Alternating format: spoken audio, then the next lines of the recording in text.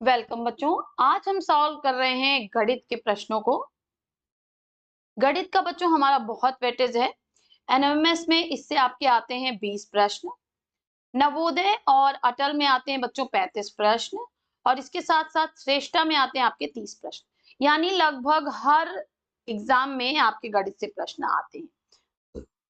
तो गणित तो आपका बच्चों बहुत ही अच्छे से तैयार होना चाहिए। ठीक है, तो हम गणित को तैयार करेंगे बहुत ही अच्छे तरीके से।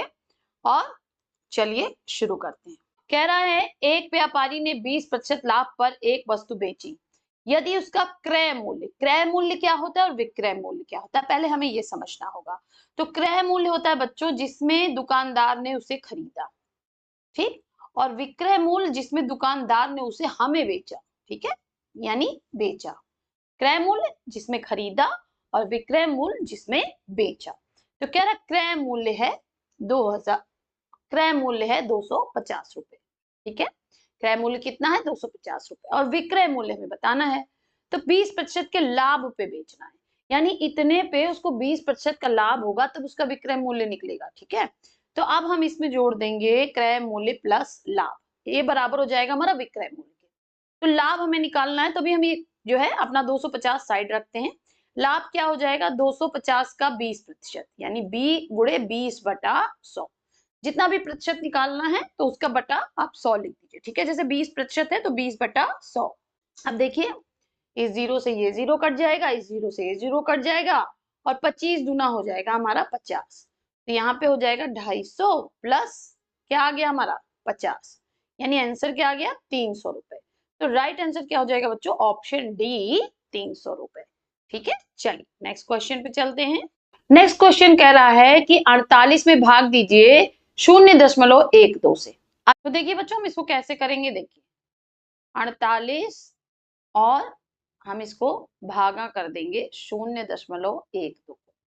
ठीक, अब 0.12 को हम लिख सकते हैं 48 भागा, यहाँ पर हमने कर दिया 12/100।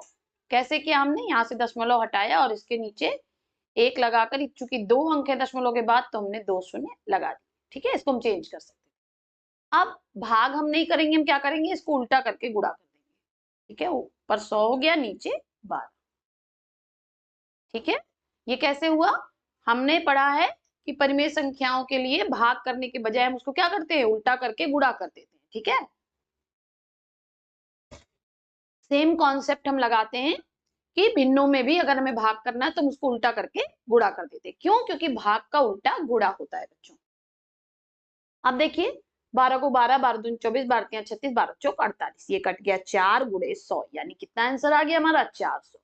फटाफट से हमारा आंसर आ गया बच्चों, तो ऑप्शन सी जो है वो हमारा सही हो जाएगा। नेक्स्ट क्वेश्चन है दो संख्याओं का एलसीएम यानी लघुत्तम समापवर्त और एचसीएफ यानी महत्तम समापवर्तक 15 है। ठीक है, एलसीएम 180 और एचसीएफ 15 है।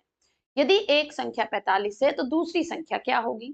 तो हमने पढ़ा है बच्चों फॉर्मूला कि LCM into HCF is equal to first number into second number. ठीक है, अब इसी में हमको रख देना है। तो एलसीएम कितना है 180 गुणे आपका एचसीएफ 15, पहली संख्या 45 और दूसरी हमें पता करनी है। ठीक है, अब ये 45 इधर जाएगा तो भट्टे के फॉर्म में आ जाएगा। तो सेकेंड नंबर हमारा क्या हो जाएगा 180 गुणे 15 बटा 45। अब 15 से हम काट देंगे, 15 तिया 45। ठीक, फिर इस 3 से हम काट देंगे, 3 छक 18 और ये 0 ऐसे का ऐसे, तो यानी आंसर आ गया हमारा 60। तो राइट आंसर क्या हो जाएगा ऑप्शन बी 60। नेक्स्ट क्वेश्चन है बच्चों वर्गमूल 1764, यानी 1764 का हमें वर्गमूल निकालना। तो लंबे तरीके से बच्चों आपको पता है, मैं आपको शॉर्ट तरीका। ठीक है, अब देखिए 4 किसके और किसके वर्ग में आता है, तो 2 का वर्ग होता है 4 और 8 का वर्ग होता है 64। तो दोनों में 4 आता है तो हम यहाँ पे लिख लेंगे 2/8, यानी या तो 2 होगा या 8। ठीक है, अब हम इसका पेयर बना लेंगे। देखिए आगे क्या आ रहा है 17, तो 17 किसके और किसके वर्ग के बीच में आता है। तो हम देख पा रहे हैं 3 तरीका ना होता है 4 चौका 16, यानी 4 के वर्ग के, 4 का वर्ग कितना है 16 और 5 का वर्ग है 25, यानी 4 और 5 के बीच में। तो हमारा पहला अंक क्या होगा, हम हमेशा छोटा वाला अंक चूज, कौन सा अंक चूज करते हैं, छोटा। हमारा पहला अंक हो गया 4, ठीक है, पहला अंक क्या हो गया 4। दूसरा अंक हम कैसे डिसाइड करेंगे, 17 किसके ज्यादा से, आप देख पा रहे हैं कि 17 16 के, तो छोटे वाले नंबर के साथ से तुम छोटा वाला नंबर ले लेंगे, यानी तो ये हो गया हमारा आंसर 42 ऑप्शन। क्या ये शॉर्ट ट्रिक है और इससे आप इसको लगा सकते हैं। नेक्स्ट क्वेश्चन है, यदि 5 आदमी 20 दिन में काम को पूरा करते हैं तो 10 आदमी वही काम कितने दिन में करेंगे। तो ये तो बहुत ईजी है बच्चों कि 5 आदमी 20 दिन में कर रहे हैं तो 10 यानी आदमी बढ़ गए तो काम की संख्या, दिनों की संख्या कम हो जाएगी। क्यों? क्योंकि इनका विपरीत संबंध होता है बच्चों। अब जैसे मान लीजिए कि आप ऐसे सोचिए कि आपको अपने घर में एक दीवार बनवानी है, ठीक है, 5 आदमी बना रहे हैं तो 20 दिन में बना रहे हैं, 10 आदमी आपने लगा दिए तो 10 जगह से काम शुरू हुआ और काम फटाफट हुआ, तो काम अब चूंकि दुगना हुआ है तो ये आधा हो जाएगा। ठीक है, इस लॉजिक से भी हम सवाल को हल कर सकते हैं। तो 10 आदमी कितने दिन में करेंगे, 10 दिन में। ऑप्शन सी जो है वो हमारा सही हो जाएगा। नेक्स्ट क्वेश्चन कह रहा है कि 7:35 का सबसे सरल अनुपात क्या होगा। तो 7/35 लिख लीजिए, 7 एकने 7, 7 पचे 35, आंसर आ गया 1/5 यानी 1:5। बहुत आसान प्रश्न था, ऑप्शन डी हमारा सही हो जाएगा। यदि किसी वृत्त की त्रिज्या 7 सेंटीमीटर है, यानी आर हमें दे दिया 7 सेंटीमीटर, तो उसका क्षेत्रफल क्या होगा, और पाई दिया है 22/7। तो हम जानते हैं कि वृत्त के क्षेत्रफल का फॉर्मूला क्या होता है बच्चों, पाई आर स्क्वायर। क्या होता है, पाई आर स्क्वायर। तो हम यहाँ पे मान रख देंगे, ठीक है। पाई का मान हमें दिया हुआ है 22/7 गुणे 7 गुणे 7। अब इस 7 से ये 7 कैंसिल, 7 दूनी 14 के 4 हाथ से लगा 1, 7 दूनी 14 और 1 15, 154। अब सेंटीमीटर दिया है तो ये क्या हो जाएगा, वर्ग सेंटीमीटर। तो 154 वर्ग सेंटीमीटर, ऑप्शन सी हमारा जो है वो सही हो जाएगा बच्चों। चलिए नेक्स्ट क्वेश्चन पे चलते हैं। नेक्स्ट क्वेश्चन कह रहा है 2/3 धन 3/4 का मान क्या है। तो 2/3 धन 3/4 हम लिख लेंगे। 3 और 4 का एलसीएम हो जाएगा बच्चों हमारा 12। 3 से काटेंगे 3 चौक 12। अब उस 4 का गुणा 2 में करेंगे तो आ जाएगा 4 दूनी 8 धन 4 तिहाई 12 3 त्रिका 9। ठीक है, तो आंसर क्या आ जाएगा, 9 8 कितना हो जाएगा हमारा बच्चों, 9 8 आपका हो जाएगा 17, 17/12। तो ऑप्शन ए जो है ये हमारा सही हो जाएगा।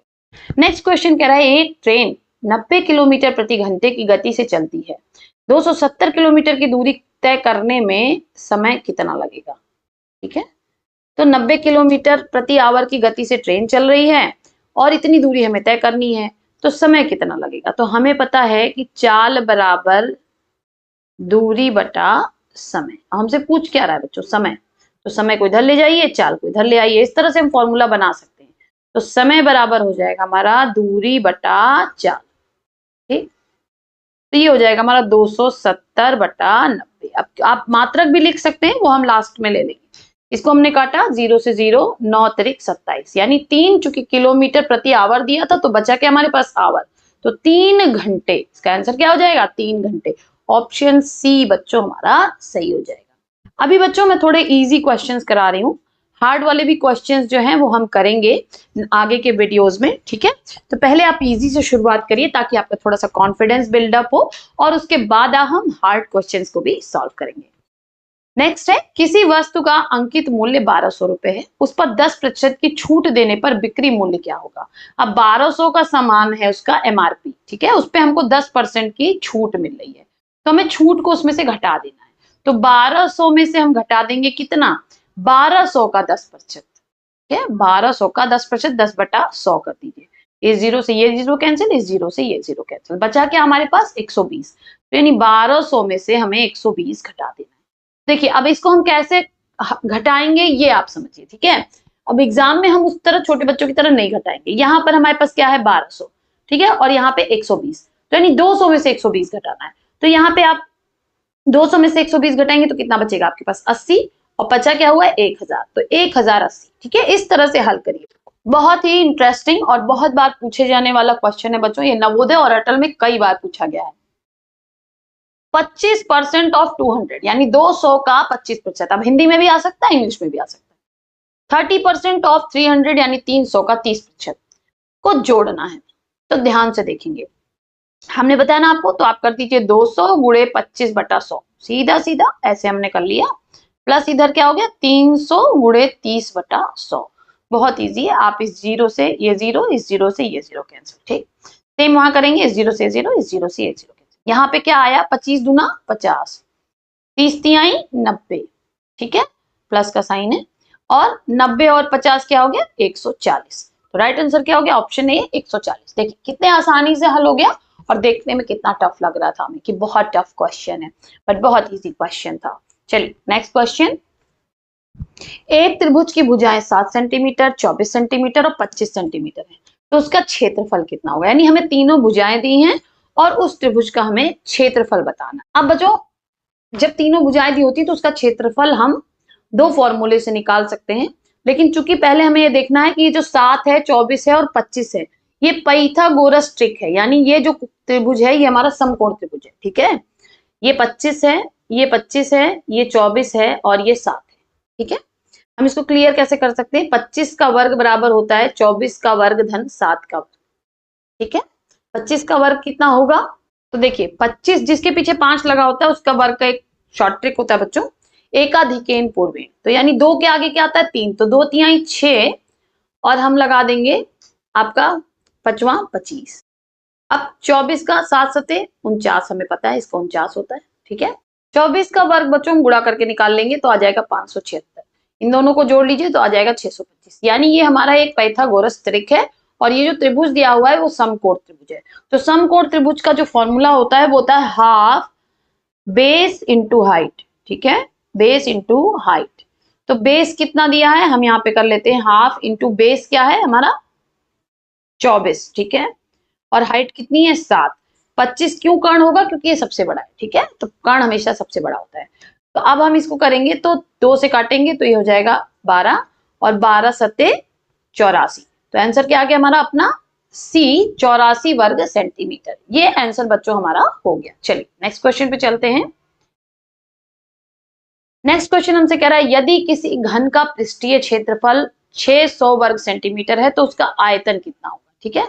घन का पृष्ठीय क्षेत्रफल का 6a स्क्वायर, ठीक है, घन है तो 6a स्क्वायर, तो ये कितना दिया हुआ है हमें 600, ठीक है, सेंटीमीटर स्क्वायर। आप इसको बगल में रख सकते हैं, तो इसको इधर ले जाएंगे तो a स्क्वायर बराबर हो जाएगा 100, 600 बटा 6 हो जाएगा, कट जाएगा 100 आ जाएगा। a बराबर हो जाएगा √100 यानी 10 सेंटीमीटर।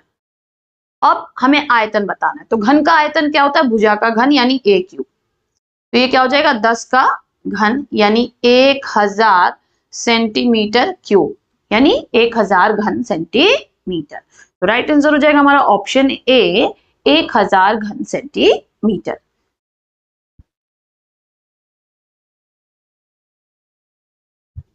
तो बच्चों आज का वीडियो हम यही समाप्त करते हैं। नेक्स्ट वीडियो में फिर मिलेंगे गणित के कुछ और प्रश्नों के साथ।